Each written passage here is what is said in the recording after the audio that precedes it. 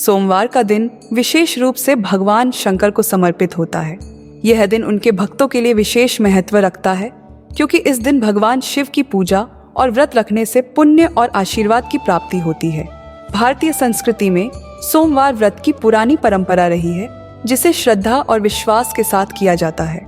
सोमवार व्रत के दौरान भक्त भोलेनाथ की पूजा करने के साथ साथ अपने जीवन के सारे कष्टों को दूर करने और शांति व सुख की प्राप्ति के लिए भगवान शिव से आशीर्वाद प्राप्त करने की कामना करते हैं। आइए जानते हैं सोमवार व्रत का महत्व और उसकी विधि। सोमवार व्रत 3 प्रकार का होता है। नंबर 1, प्रति सोमवार व्रत। यह व्रत हर सोमवार को किया जाता है और यह व्यक्ति की इच्छाओं की पूर्ति के लिए बहुत लाभकारी माना जाता है। नंबर 2, सौम्य प्रदोष व्रत। यह व्रत प्रदोष के समय किया जाता है और इसका विशेष महत्व है। नंबर 3, 16 सोमवार का व्रत। यह व्रत पूरे 16 सप्ताह तक किया जाता है और इसे विशेष रूप से संतान सुख प्राप्ति के लिए रखा जाता है। चलिए शुरू करते हैं सोमवार व्रत कथा। सोमवार व्रत के दौरान सुनने वाली कथा भी अत्यंत महत्वपूर्ण होती है। यह कथा विशेष रूप से व्यक्ति के जीवन में सुख, समृद्धि और शांति लाने के लिए होती है। यह कथा एक साहूकार के पुत्र के बारे में है, जो भगवान शिव के प्रति अपनी श्रद्धा और भक्ति में लीन रहता है। यह कथा एक श्रद्धालु के विश्वास, तपस्या और भगवान शिव की कृपा का अद्भुत उदाहरण प्रस्तुत करती है। सोमवार व्रत 3 प्रकार का होता है। नंबर 1, प्रति सोमवार व्रत। यह व्रत हर सोमवार को किया जाता है और यह व्यक्ति की इच्छाओं की पूर्ति के लिए बहुत लाभकारी माना जाता है। नंबर 2, सौम्य प्रदोष व्रत। यह व्रत प्रदोष के समय किया जाता है और इसका विशेष महत्व है। नंबर 3, 16 सोमवार का व्रत। यह व्रत पूरे 16 सप्ताह तक किया जाता है और इसे विशेष रूप से संतान सुख प्राप्ति के लिए रखा जाता है। चलिए शुरू करते हैं सोमवार व्रत कथा। सोमवार व्रत के दौरान सुनने वाली कथा भी अत्यंत महत्वपूर्ण होती है। यह कथा विशेष रूप से व्यक्ति के जीवन में सुख, समृद्धि और शांति लाने के लिए होती है। यह कथा एक साहूकार के पुत्र के बारे में है, जो भगवान शिव के प्रति अपनी श्रद्धा और भक्ति में लीन रहता है। यह कथा एक श्रद्धालु के विश्वास, तपस्या और भगवान शिव की कृपा का अद्भुत उदाहरण प्रस्तुत करती है। एक समय की बात है, किसी नगर में एक साहूकार रहता था। उसके पास ढेर सारा धन था, लेकिन उसकी एक ही इच्छा थी, उसे संतान की प्राप्ति हो। वह कई वर्षों तक संतान के लिए भगवान शिव की पूजा करता रहा, लेकिन उसकी मनोकामना पूरी नहीं हो रही थी। एक दिन उसने निश्चय किया कि वह हर सोमवार को व्रत रखेगा और पूरी श्रद्धा से भगवान शिव और पार्वती की पूजा करेगा। साहूकार ने भगवान शिव से संतान प्राप्ति की प्रार्थना की। उसकी भक्ति देखकर एक दिन माता पार्वती ने भगवान शिव से उसकी मनोकामना पूरी करने की विनती की। भगवान शिव ने कहा, पार्वती, इस संसार में प्रत्येक प्राणी को उसके कर्मों का फल मिलता है। जो कुछ भी एक व्यक्ति का भाग्य होता है, उसे उसी को भोगना पड़ता है। लेकिन तुम्हारी इच्छा के अनुसार मैं इस साहूकार को पुत्र प्राप्ति का वरदान देता हूँ। हालांकि इस पुत्र की आयु केवल 12 वर्ष तक ही होगी। यह सुनकर साहूकार को कोई खुशी नहीं हुई, लेकिन वह भगवान शिव के आदेश को स्वीकार करते हुए अपनी पूजा में और अधिक श्रद्धा से लग गया। कुछ समय बाद साहूकार के घर एक पुत्र का जन्म हुआ।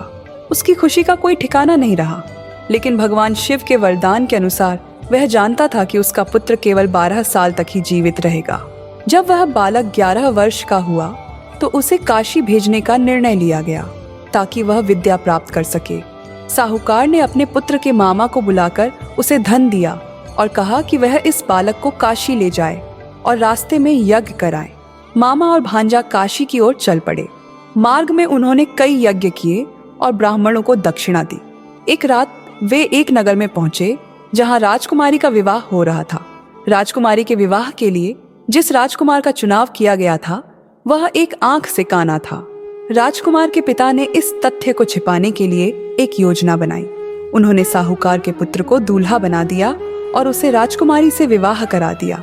लेकिन साहूकार का पुत्र ईमानदार था और उसे यह सब न्याय संगत नहीं लगा। उसने राजकुमारी को अपने विवाह का सच बताते हुए उसकी चुन्नी पर यह संदेश लिखा कि तुम्हारा विवाह मुझसे हुआ है, लेकिन जिस राजकुमार से तुम्हारा असली विवाह होगा वह काना है। मैं तो काशी जा रहा हूँ। राजकुमारी ने यह संदेश पढ़ा और उसने अपने माता पिता से सच बताया। इस पर राजा ने विवाह को रद्द कर दिया और बारात वापस लौट गई। कुछ समय बाद साहूकार का पुत्र और उसका मामा काशी पहुंचे और वहां यज्ञ कराए। यज्ञ के दौरान बालक की आयु पूरी हो गई और वह मर गया। मामा ने उसकी मृत्यु पर शोक व्यक्त किया। उसी समय भगवान शिव और माता पार्वती वहां से गुजर रहे थे। माता पार्वती ने भगवान शिव से कहा, स्वामी, मुझे इस व्यक्ति के शोक को देखना असहनीय हो रहा है, कृपया आप उसकी मदद करें। भगवान शिव ने कहा, यह वही बालक है जिसे मैंने 12 वर्ष की आयु का वरदान दिया था। अब उसकी आयु पूरी हो गई है। लेकिन माता पार्वती ने अपनी करुणा दिखाते हुए भगवान शिव से अनुरोध किया कि वह बालक को और आयु प्रदान करे। भगवान शिव ने माता पार्वती की विनती स्वीकार की और उस बालक को जीवित कर दिया। बालक जीवित होकर अपने मामा के साथ वापस अपने नगर लौट आया।